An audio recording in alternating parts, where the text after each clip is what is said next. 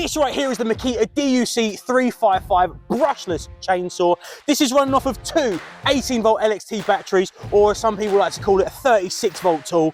And I'm joined by James from Makita, who's going to tell us a little bit about this tool. Yeah, perfect. So we've got our DUC355 twin 18-volt, 36-volt motor. We've got our 35-centimetre bar. We have our captive nuts, metal spike bar, metal chain collector. This is powered by a 1100 watt motor. Very nice compact rear handle saw, ergonomic grip, power button on the top. Perfect for logging, can fell a tree, even sledding. Now, this is lovely stuff, and I think the thing to focus on here is, this is running off of two 18-volt LXT batteries. Now, I know, there are still many people out there that are still rocking, with your petrol chainsaw, and I think there are benefits to be had here when running, with a battery-powered tool.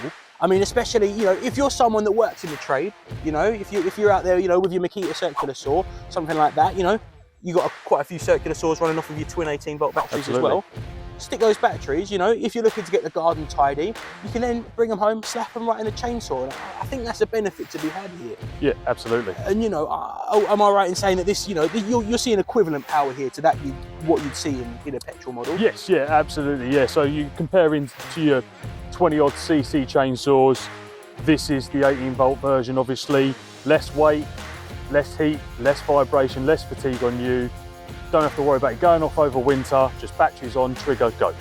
So much easier. So you can check this out over at its.co.uk. This is the Makita DUC355 brushless twin 18-volt or 36-volt LXT chainsaw. Check it out.